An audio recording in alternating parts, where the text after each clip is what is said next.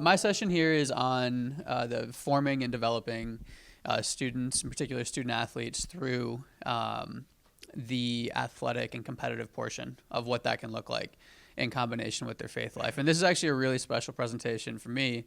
So Chris and I actually have a long-standing connection. Chris was one of my high school basketball coaches, and Chris is actually the guy who really got me excited about the Catholic faith. So I grew up not Catholic. Went to one of the Newman Guide high schools. Had an incredible experience in a lot of different ways, and the thing that really pushed me over the edge, again, tons and tons and tons of different areas to be able to kind of connect with, but the thing that really pushed me over the edge was my coaching experience with him. And don't let him fool you when he talks. He is a next level competitor and a little bit of a hard coach to play for. But we won a lot of basketball games and had a lot of fun doing so. So that was kind of the piece for me that was really, really exciting, is being introduced to the Catholic faith with this idea of like run so as to win, not just run. If you do something, you want to do it well, you want to strive for excellence. Is it all about the outcome? No, it's not, but it is important that you try. And that was something for me that I hadn't seen in a lot of areas, just kind of, whether it was in the secular world, whether it was playing sports outside of a Catholic high school environment. And that was the part for me that really connected the Catholic faith with so many other elements of, that I got to experience going to a Newman Guide school, which is being, exposed to the sacraments, being exposed to, other young people that cared about their faith, being exposed to incredible teachers, and obviously the educational piece in there as well, woven into all the different things we did from an intellectual and academic perspective. But for me, that one little piece of competing was what tied it all together and made it real to me in my life. I want to talk a little bit about a couple of different things. Some of these are some big philosophical concepts, and I know that in the grand scheme of things, some of these are almost obvious when you kind of go over them. So I just want to give a little bit of terminology here for 2 or 3 minutes and try to create a little bit of context for some of the different ways in which you can use sports as a tool for spiritual growth. You can use it for mentorship and apostleship. You can use it as a mission field, but some of the terminology here will be really helpful in distinguishing like how those different things can play out. So through my own personal experience, I've been coaching college it's my 14th year overall coaching college, 13th at Belmont Abbey. I've had a lot of trial and error and things that you can do poorly. So I have lots of examples and things. I'll only share the good ones, but I've definitely had my fair share of things not to do. But this is probably the most fundamental and important piece for kind of having a view of what competitive sports can look like in a Catholic educational setting. So everyone here is obviously familiar with the idea of vocation, right? We all have the gifts and talents that we've been given, and through those gifts and talents, God calls us to live out what we are supposed to do to our best of our ability with Him. And that concept is something that a lot of times gets applied to intellectual pursuits, to art, to music, to the way in which you live your life. But there hasn't been as much in terms of connecting that to athletics. And the reason why is because athletics is not inherently a good thing. So sports is not inherently good. If you look at, I'll just take a couple of pro sports, NFL and the NBA. Would you say that every single person in the NFL and NBA who's a great competitor and a great athlete is a great role model for what your spiritual life would probably want to look like? My guess would be most people would say no. I certainly would say no. And one of the things is that when you have this idea that sports is just an end in and of itself, it doesn't necessarily take you to a good place. It has to be directed. It has to be intentionally structured. And there has to be a framework that you use to be able to put it into a context where it can have the greatest impact. So from a vocational aspect, right, that vocation is that you think about sports would be exactly the same that you would think about it in any other area of life. What are the gifts and talents that I have? How do I use them? How do I use them as a competitor? And how is that glorifying to God? On the other end of the spectrum, you have a little bit more of what I would call a recreational mentality in sports. And so I'll give an example here with the World Cup going on. So if someone here were to wake up early, so anyone got up this morning and did a quick jog, right? And today you probably had someone in the World Cup jogging that same distance. but they were jogging on the World Cup field. Most of us would agree those two things are very different, right? One of them is a recreational, I'm going to get some exercise, I'm going to enjoy a beautiful day, I'm going to get my body moving. And the other one is I'm preparing for the biggest competitive moment of my life, which is to be on the big stage.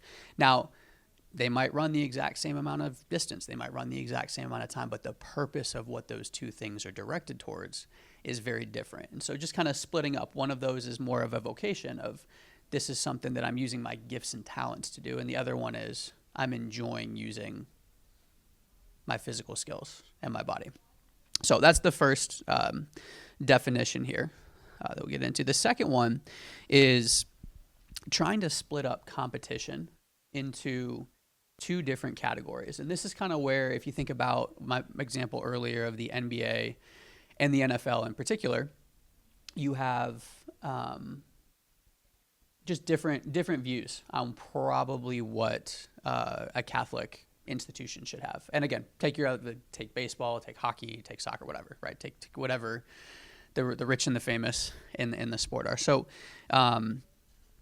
the ultimate purpose of what we want our athletics experiences to be as Catholics should be to grow in holiness, to become the best version of who God is calling us to be through using those skills and talents, right? The same way in every area of your life, right? Chasing the vocation, doing it through a purposeful growth mindset. The point, and this is the part that gets very interesting, is the point of sports and a competitive level is to win, right? If there's no winner, it's not competitive sports.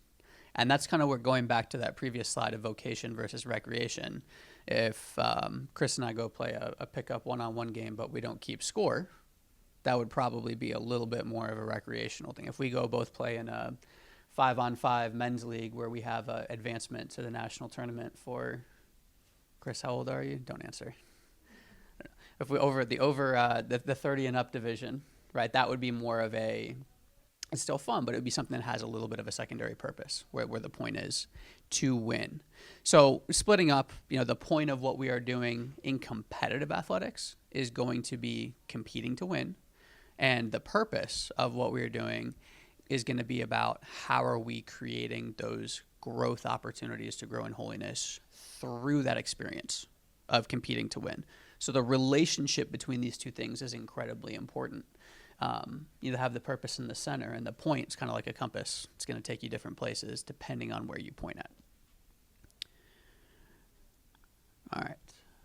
Let's see if I can get our next slide to go. There we go. Okay. So one more way of kind of thinking about this same concept here is play versus competitive play. And these things are going to be very similar to what we talked about, but again, just depending on the language of how people talk about it and think about it, one more way to kind of get to the same objective here. And I'm going to give, does anyone in here know who Scottie Scheffler is? The golfer? Does it ring a bell, a few people? So Scottie Scheffler is currently the number 1 golfer in the world. And he did a really, really cool presentation recently to a youth group. He's actually a recent Catholic convert as well. So he just became Catholic. I have a whole separate thing I could talk about on that. But he gives this talk to a youth group about how there's this difference between the way that he focuses on the training and the golf and the competition that he puts in, and then some of the other golfers who have a totally secular basis where the only thing that they care about is I'm playing golf to play golf, and I play golf to win, and I play golf so I can get money, and I get money so I can live the lifestyle that I want. And he talks about it from this other aspect where, again, just kind of like playing golf versus having the competitive piece of it. For him, the competition is how can I do everything that I can with the gifts that I've been given? And I think that's something that is incredibly unique. And if you listen to, and obviously I spend a lot of time doing this in my current profession of trying to find people in like the mainstream media or in the sports or in professional athletics that have that mindset and be able to take, whether it's actions, video clips, talks, things like that, and pull them into the perspective so that our students in our program here at Belmont Abbey can be able to see that that's, there are other ways to think about it and there are real life examples. But having that competitive aspect of it's not just golf, it's the opportunity to use my gifts and talents so that every day matters, and competing with myself, which is how do I do as well as I can with what I have today? How do I do better? How do I work on becoming my best? That all of those things, when they are fundamentally focused on glorifying God, allow him to grow as a person and to grow in holiness through that process, as opposed to just playing golf. So as we kind of go into that idea of that morning jog, right? Whether you run the mile and the guy at the World Cup runs the mile, the purpose of those two things can be fundamentally very, very different. And that purpose can take you a totally different direction for what the formative aspects of what you're doing can be. So I'll pause there. That's kind of the first half of what I've got. Are there any questions on any of that from definitions or anything thus far? Pretty straightforward. Okay, wonderful. All right. Part 2 of this, this is all kind of packed into one slide, is creating a framework for what we want to do within Catholic education in athletics. And there's a couple of things here that we'll talk through that you've got to understand the definitions from the beginning that will make sense. So the first thing that most I think administrators, principals, athletic directors do is they try to figure out what they want to accomplish. And you see that kind of is the second thing here. So that's what I call working forward. So you're thinking about, what do I want to accomplish? And working backward, thinking about who we are trying to become. So the language that I try to use for this is, are we trying to, A, this option, are we trying to win championships, or B, are we trying to develop champions? So externally, very, very similar. They probably don't sound much different, but the idea of the who are we trying to become, what's our end goal, how are we trying to develop saints and grow in holiness, and working our way backwards to what does that look like, takes you a very different place than we know that what we're trying to accomplish is to win championships or to have this many sports, have this participation, and let's see who we become along that way. And it totally changes the way that you can integrate the faith life into athletics. So I think that's a really unique, and this has actually become just within the overall field of sports psychology over the last 5 years, become a really, really popular concept. There's tons and tons and tons of like sports psychologists, and there's some that are very like have a whole public video series and things like that. But the Cleveland Cavaliers actually worked on this a couple of years ago in the NBA, and they ended up having the best record in NBA history at the time period that they focused on this specifically. So there's also some performance and sports psychological data to back up some of these elements. But anyway, so just making that distinction. Are we working forward for what are we trying to accomplish, or are we working backwards? Who are we trying to become? And then build the rest of our framework from there. The next piece of it, define competition. So I think this is a part that's really, really, really important to understand, is there's a distinction between the way that the world sees competition today and the way that Catholics should see competition. So competition, as it's originally defined, actually means strive together. Right. When most of us think about competition, we think about taking something. We're thinking about, hey, there's a trophy, we need to go win it. One of us is going to get it, one of us is not, if it's a competition. And in the way that competition is truly designed, it's about there being a goal, and that both people chasing that goal, and in so doing, actually become better together. And that's the true identity and the meaning of competition. And when you have that, where it's about striving together, you actually start to love the challenges that come along with things. So you start to love, for example, if you're a high school basketball player and you have a rival school that always beats you by a couple points or something like that, you can actually love that, because that, if you understand and believe in that idea of competition, that's actually what helps you become the best version of yourself, right? In the same way, you could kind of think about it of like, if you're on a high school soccer team and the other team's best player is injured, a lot of people will be like, oh, I'm so happy that player's out today because it gives us a better chance of winning. But if you really believe in competition as striving together, and you really have that emphasis for like, I want to become the best that I can be, you would be disappointed that that person's not participating, because that's your opportunity to be your best, right? And again, It's not necessarily the same as receiving the sacrament or anything close to that, but you do have those moments where if you're really being challenged fundamentally on an interior level, those are opportunities to grow in those habits that can help you grow in holiness. And so those challenges can help to put that into place. So defining competition is really important. Now we get into some of the practical pieces. So what does that look like in day-to-day life? Hiring and training coaches. Coaches are typically going to be your delivery mechanism for everything that you do. If you're running any sort of, whether it's recreational sports, whether it's competitive sports, whether it's a variety of mix of the different two, that's going to be your delivery mechanism. So being able to have consistency with what the messaging is. If you have 5 coaches, whether they're, part-times, volunteers, whatever it looks like, make sure that they have an understanding of what you want this to look like, right? Who are we trying to become? How are we defining competition? What are we going to do in order to make those things happen? And when you have coaches that understand that and communicate that together, you get that reinforcement over and over again. And that was my experience, again, kind of with Chris is my high school basketball coach. I had that in so many areas through my Catholic education, and then seeing the same thing in real life and what for me was really important at that time, which was winning basketball games, totally changed the context of how real that could be. Last couple things here.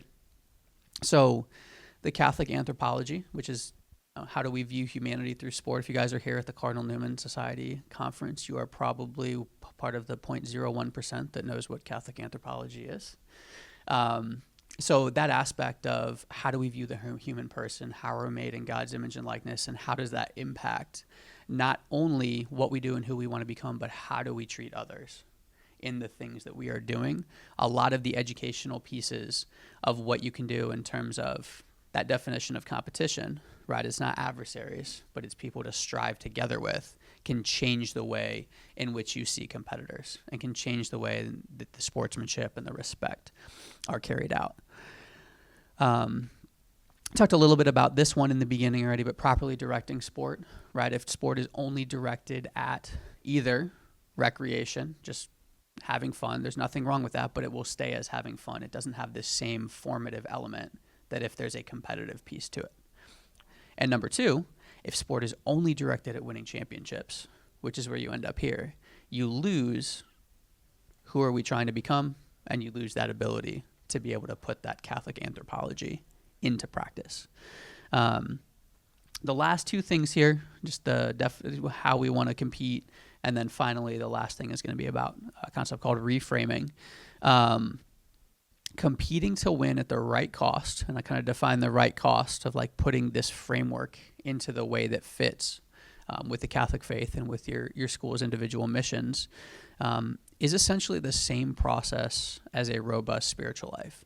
So if you're in a position where, kind of the habits and the virtues I want to develop, discipline, hard work, effort, commitment, things like that, those all come regardless of how you do this, right? You have to be disciplined to be a good athlete. You have to work hard. You have to make some sacrifices.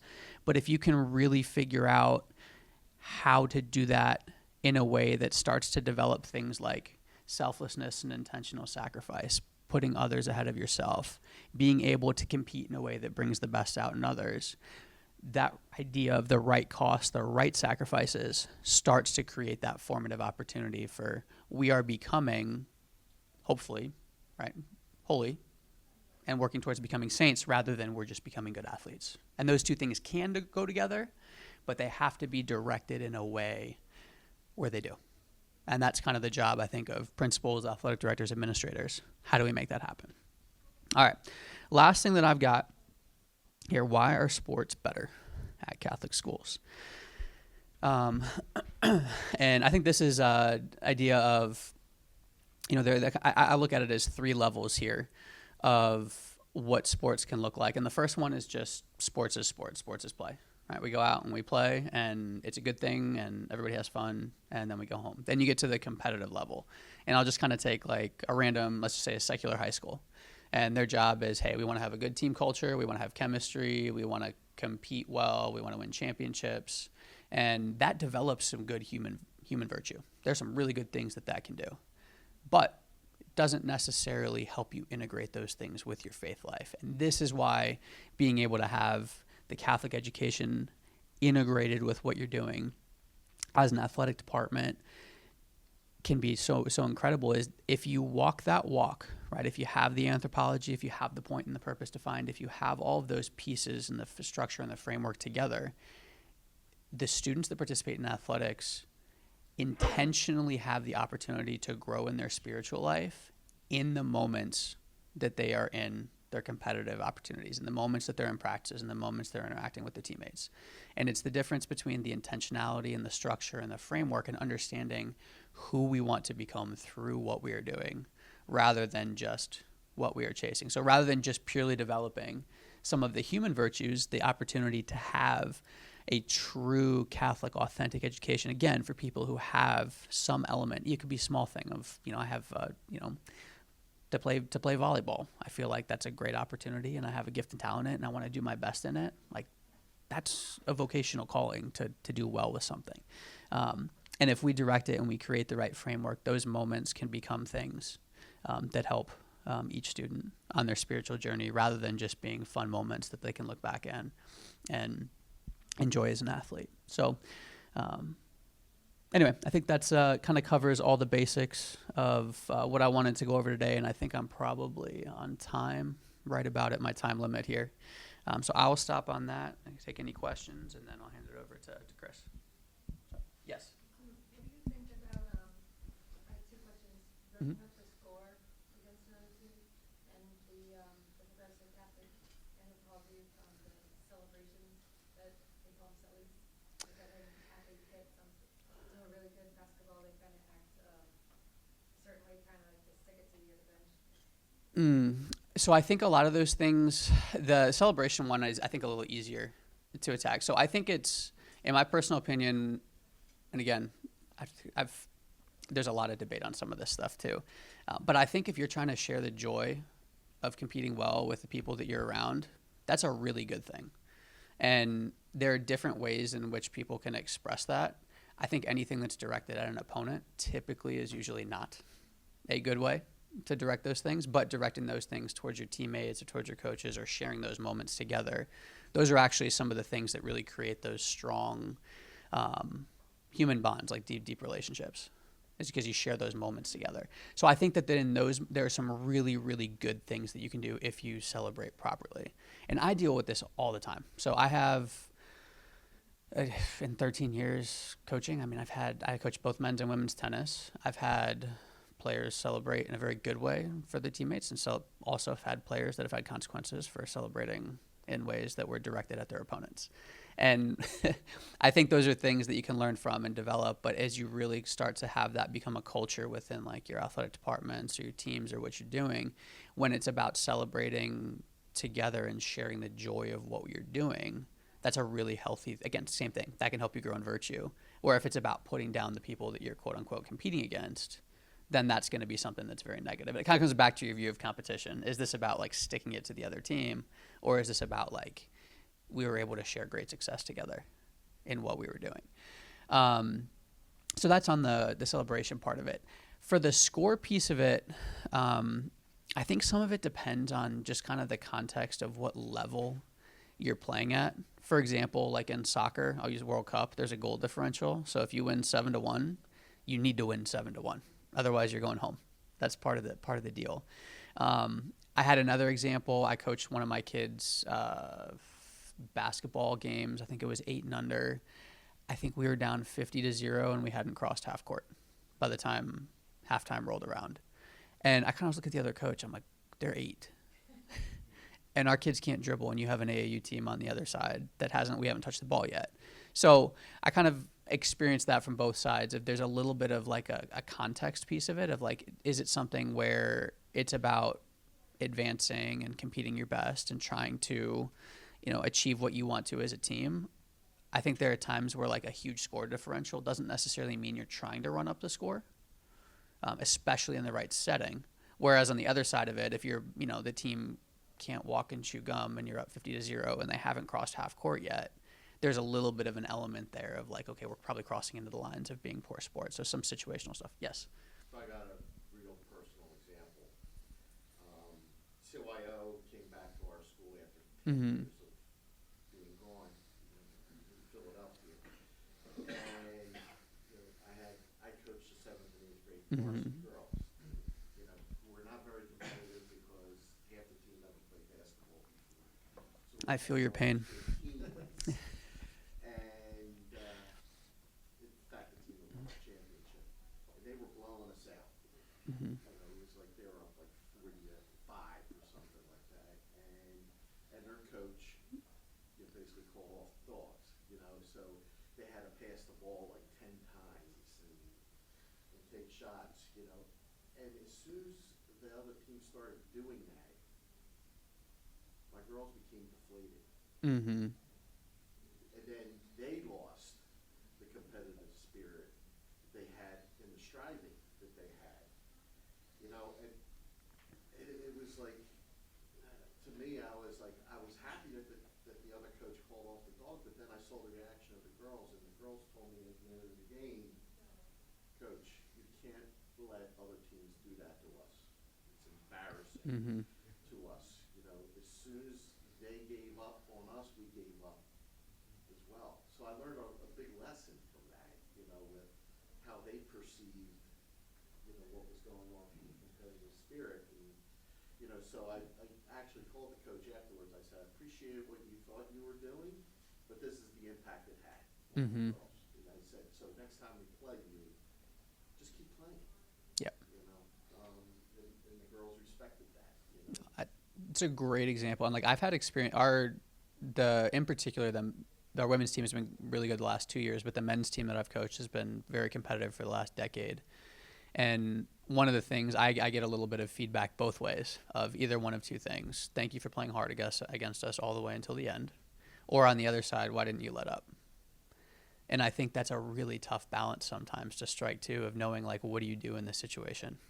And like if you're playing for, in Philadelphia, CYO basketball is, people really care about it. It's competitive. It's something that's important. It's not just for fun. People want to win at the same time. And I think those are situational things that you have to figure out. How does that fit into the greater framework? But again, if you have a framework, you can make it happen. Yes. I'm wondering if you could comment a little bit on the K through 12 realm. That's what I'm in. Mm-hmm. We have a very small school. We don't have an athletics director or anything. It's kind of like whoever wants to coach something. So our main team is Life Runners. I don't know if you're familiar with Mm-mm. Cat Castle. So it's a pro-life running club. Okay. And it's recreational, but we also kind of run 5Ks. But people have been talking about, well, can we do something besides running? So my question is, what would be an easy thing sports-wise where I don't need to hire someone to do that? So just from an administrative perspective, if you have a really small enrollment, typically the easiest sports to put out under the official umbrella are individual sports. So that's track and field, tennis, and golf, and now pickleball. Those are the 4 sports that are now sponsored by middle and high schools that are individually played. Typically, you only need 2 people representing. It depends on each conference and division, but typically you only need 2 people from each school that would represent that. From a coaching perspective, I think, and this is something that I do just recruiting-wise, both in the recruitment of my staff and the recruitment of the student athletes that I coach, is we have kind of like a core values and structure and framework worksheet that we look through and we talk through and we make sure that there's at minimum an understanding of before anything goes any further. So I think that's kind of a good starting point to have as well, is like, if I can just outline a little bit of what my framework looks like, and it doesn't have to be, groundbreaking stuff. It's just giving, hey, these are the priorities. This is how we're going to see competition. This is how we're going to treat our opponents. These are the reasons why we want to be competitive, but we want to be able to keep the bigger picture in place. Those things can really go a long way to have consistency with that.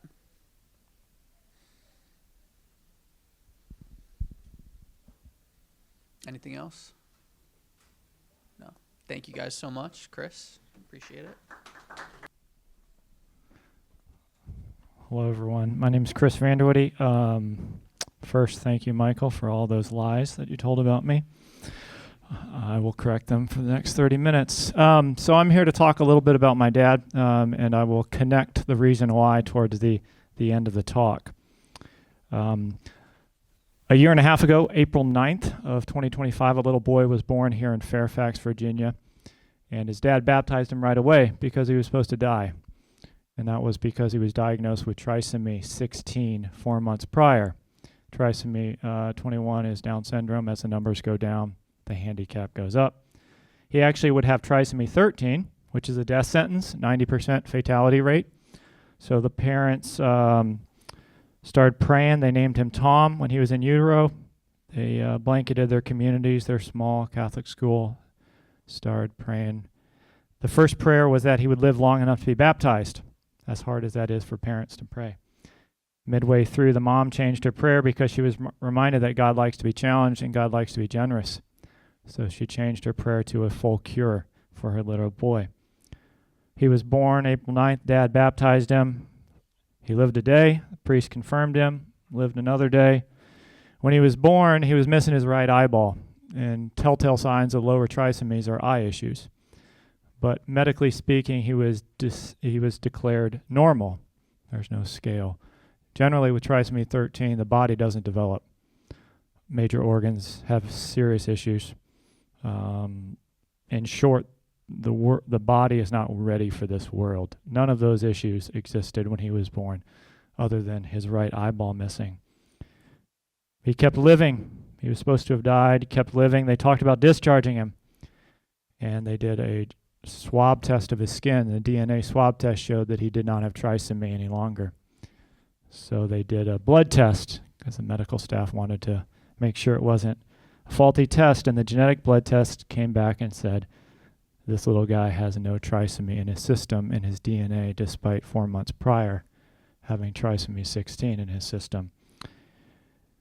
While they were there, they told another couple that they met who they were praying to, because the parents had a little boy 3 weeks prior. He was without oxygen for 9 minutes at birth, very low brain activity. For 3 weeks had been on meds, keeping him alive. No change. And so they started praying to the same person that the first couple did. And the doctor said, we got to turn the meds off. And he's probably going to die, but it's going to cause long-term damage. So they started turning the meds off on a Wednesday. Friday morning, the baby opened an eye. And he kept living also. And he is now, both of them are now just over a year. And the man they were praying to was my dad, Tom Vander Woude. And I share his story first and foremost because his cause for canonization is being considered, but also because he has a very strong connection to Catholic education, and it played a big role in our family. So first, a little bit about him. He was a farm boy born in Sioux Falls, South Dakota.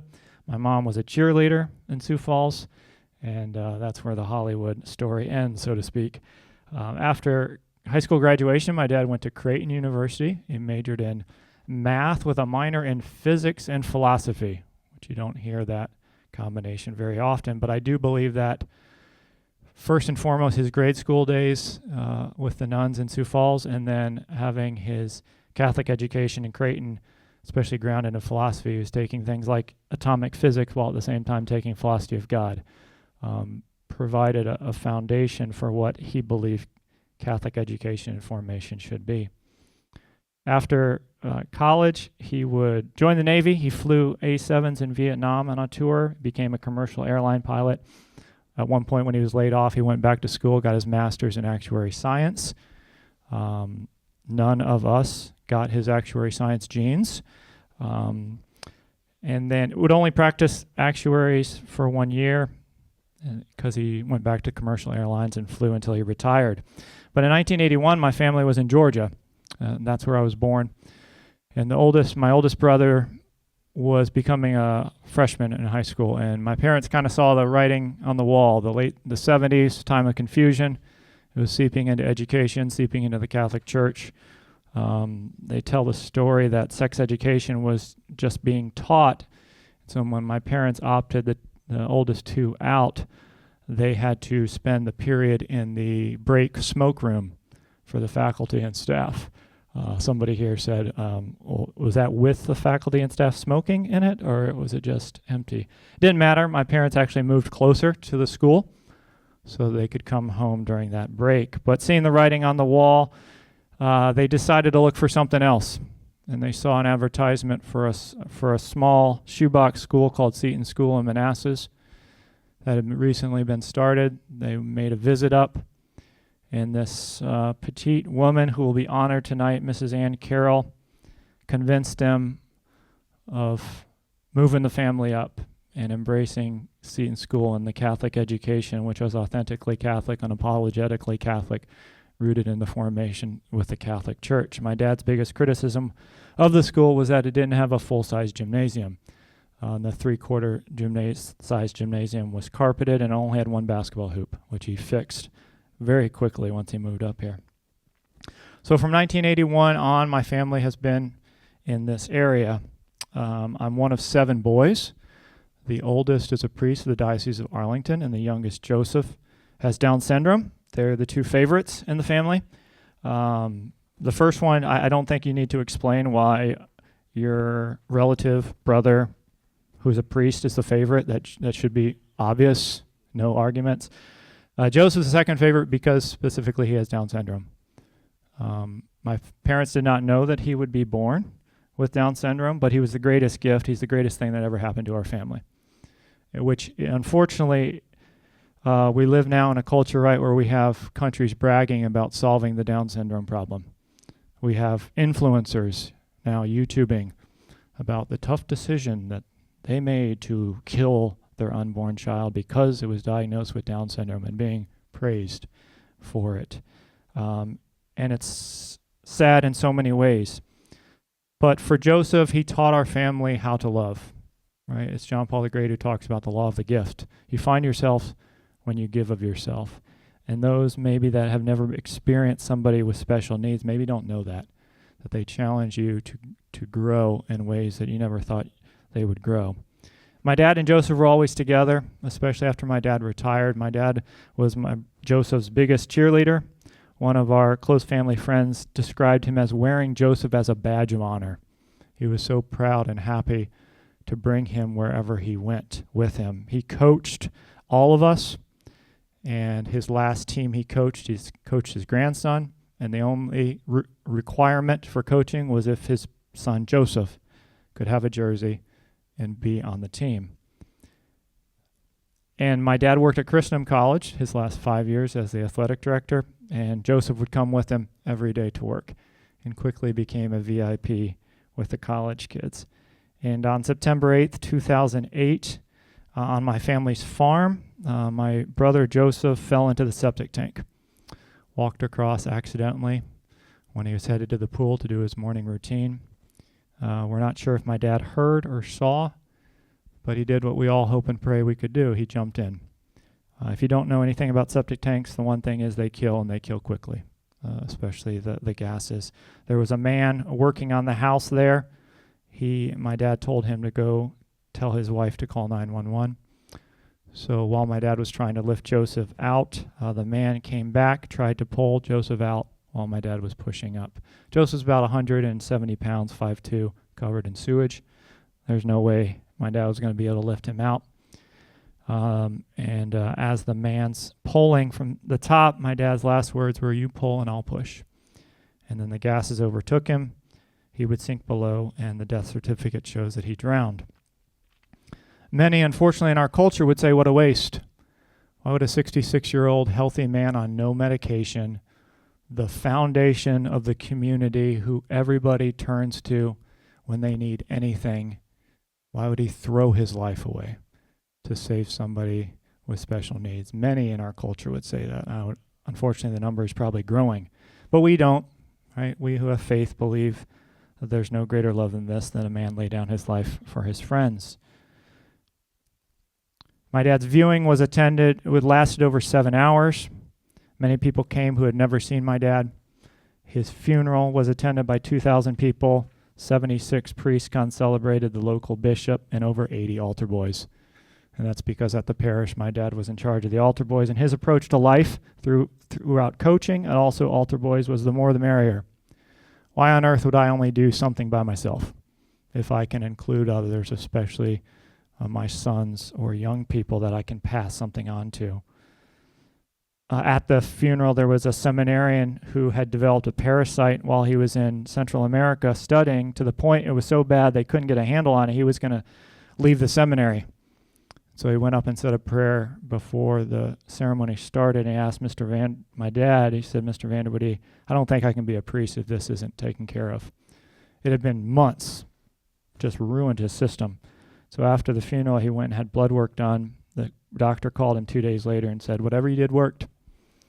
And it's gone, and now he's a priest in the Arlington Diocese. The reactions generally to my dad's story are, I hope I can do that if God asks me to, and how did he have the strength? And so I do want to share kind of a little bit about him as a man, what I saw as a son, and especially how that influenced me in pursuing Catholic education. First, just as a man, he was a very simple man, a farmer. I think that was his greatest trait, keeping things simple. And I think in the world that we live in, I've worked in Catholic education, the ability to keep your priorities in line and to try to simplify is not only vital, but I think it's something that needs to be prioritized, to use the same word. And I do believe my dad, many of the things he was able to accomplish in life is because he stuck to his priorities and he kept things simple.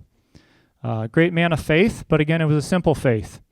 It's just, even though he was a very smart man, the simplicity of trusting in God's promises, humbling, submitting to the church, and then working for the betterment of the church. My brother talks about how if you wanted to fire my dad up, you messed with his faith, you messed with the faith of his kids, or you messed with their education. And he carried that through his whole life. First and foremost, my dad believed in doing his vocation. He knew he would be judged as a husband and a father when he got to the pearly gates. He would not be judged on how many wins and losses he had, even though he won a lot of games. He would not be judged by his bank account. And so as a result, he took his vocation very seriously as a leader and a guardian of our family. First and foremost, it was Mass, the Rosary, and Adoration. From 1973 on, my family said the family rosary. And we all played sports at a very high level. My brother held the scoring record in the state of Virginia for high school basketball up until 9 years ago when somebody at Duke beat him out. And he didn't have a three-point line for 2 years out of his life. So sports is a big thing. There were many nights we came back after sports game think we were going to dodge the family rosary. We did not say the rosary because all the sons were saints. We said the rosary because mom and dad believed that's what needed to happen, and it was a priority. And we would get home 10, 11 o'clock at night, and we'd hear mom whisper something to dad, and dad would say, "Family room, rosary time." And he would drop to his knees for 15 minutes, no matter what he did that day.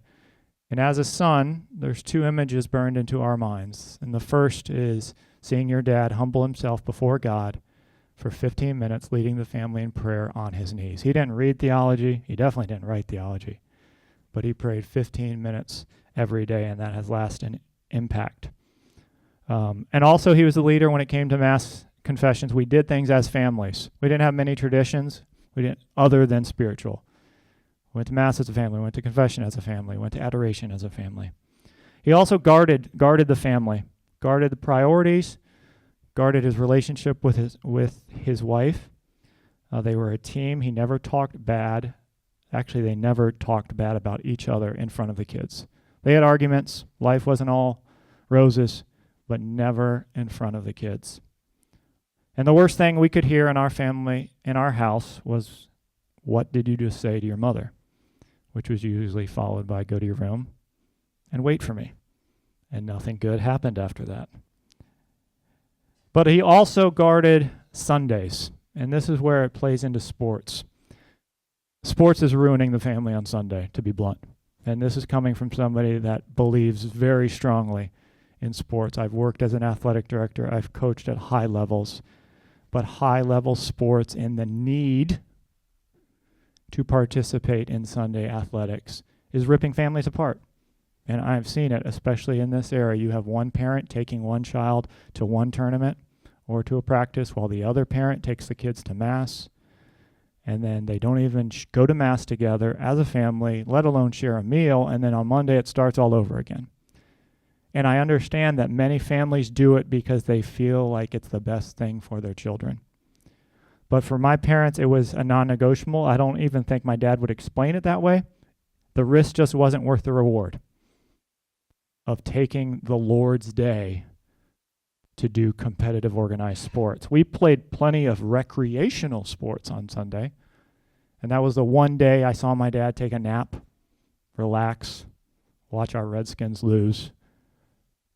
It was very different from every other day, and I do believe strongly that until we regain that, it's going to be a challenge from a family standpoint because many are doing it for good reasons.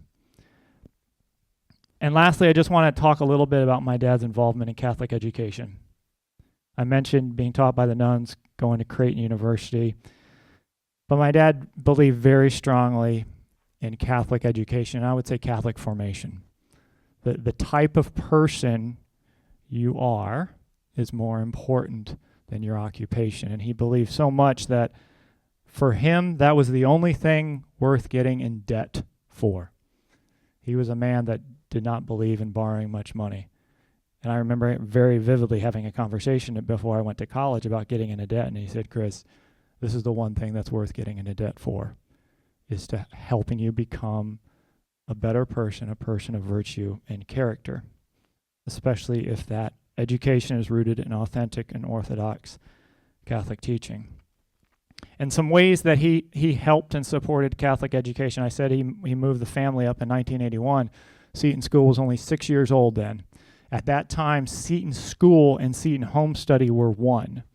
It was started as a brick and mortar school, but then there are people that heard about the curriculum outside the state, and they asked for the curriculum, and so they started sending the curriculum outside the state. So people started following the curriculum, and it grew, and there started to have kind of two tracks, and there got two groups of people that wanted different things, to the point where there was going to be a rift, there was going to be a break.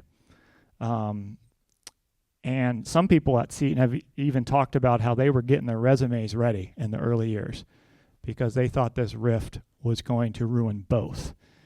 And so Mrs. Carroll and the board of directors asked my dad to take over the home study program in 1982, 1983. And my parents had actually homeschooled for a couple, which is, at that era, that was crazy talk to do homeschool in the early 80s.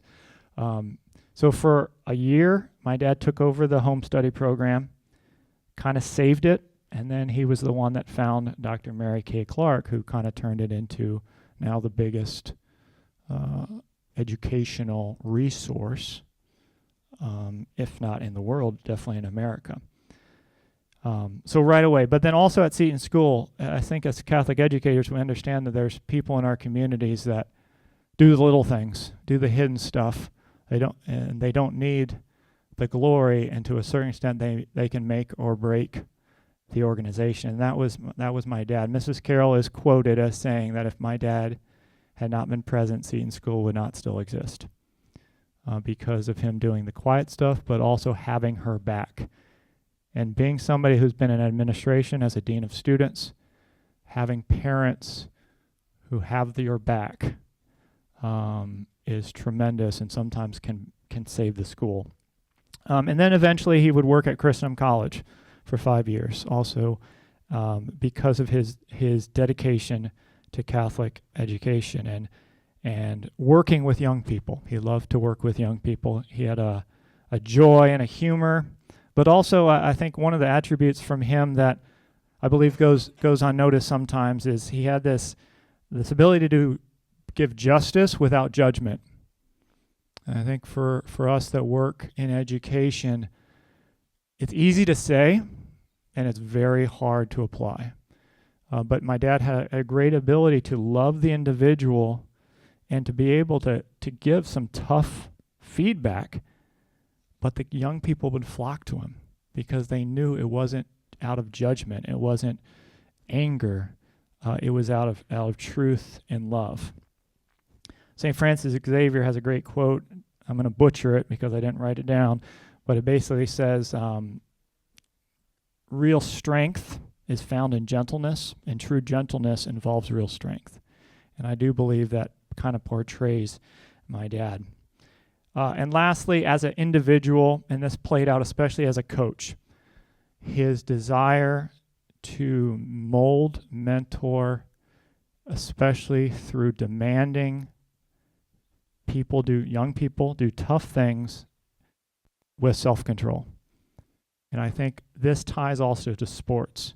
Sports is might be the greatest, I think, avenue to teach self-control because of the environments and the possibilities that you are encountering that are different than most every other thing in life.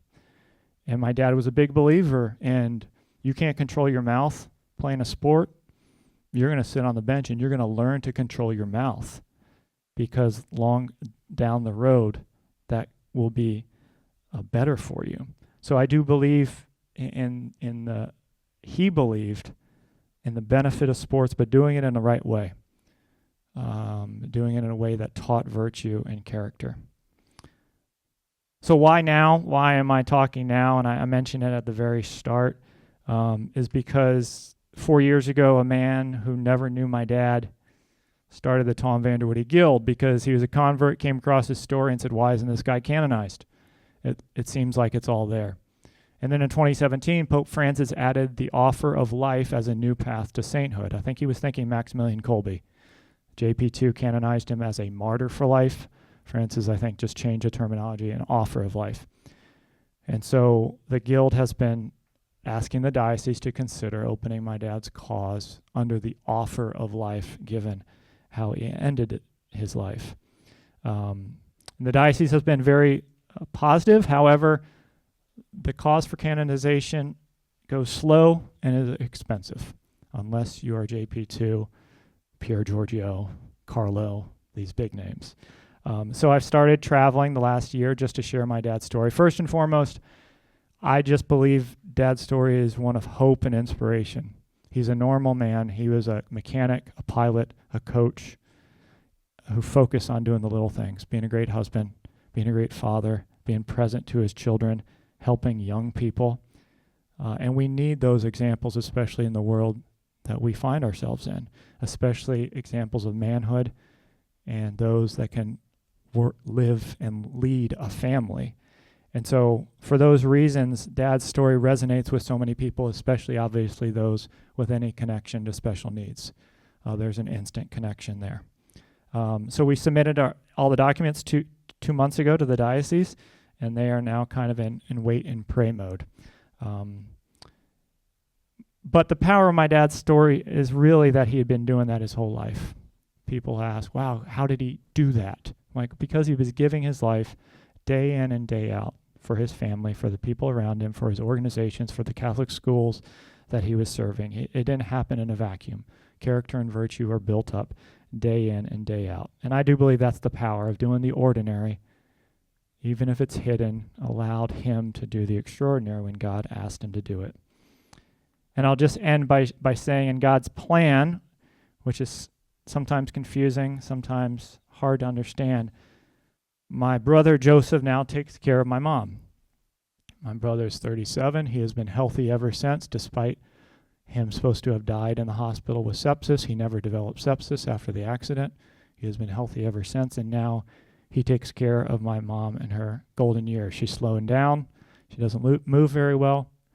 And my 37-year-old Down syndrome brother is the one that helps her do the laundry, walks her to the car, to the point now where when I go over and visit and I dare to move anything in the house, he looks as if, no, this is my house now.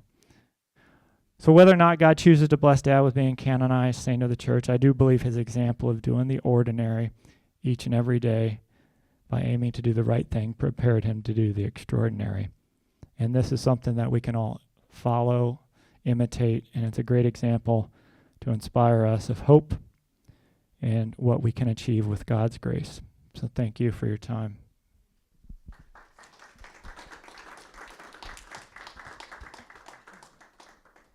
Am I supposed to do questions or no?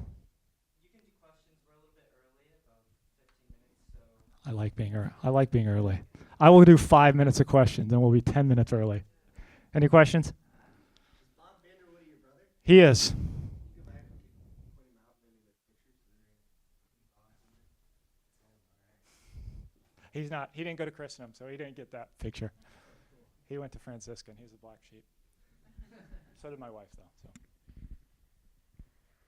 you explain the next step if Yeah. the diocese and Yeah, it's very involved. So the cause is not open. It's being considered to open. Everything we've submitted. So the next step is basically the bishop and the chancellor, and they talk with. So they hired a postulator a year ago, which is a big step, person in Rome that oversees the process, and the diocese asked to be the petitioner. So those were two like very big steps, like, oh, okay, this might happen.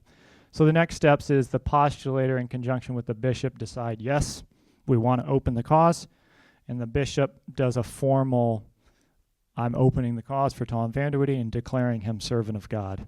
And it's usually done at like Vespers or something. Not sure when that will happen, if it might not happen.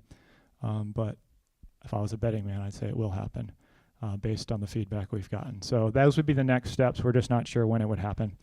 And then the diocese does a big formal investigation. That's why it costs $500,000 is the average. Yeah, I know, and the church doesn't absorb that generally. That's why I think so few lay people are canonized. So they do a full investigation of his life, and then there's a full investigation of any alleged miracles, totally separate.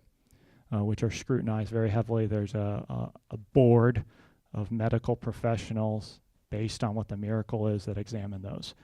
So if it's open, those two tracks kind of kick into play.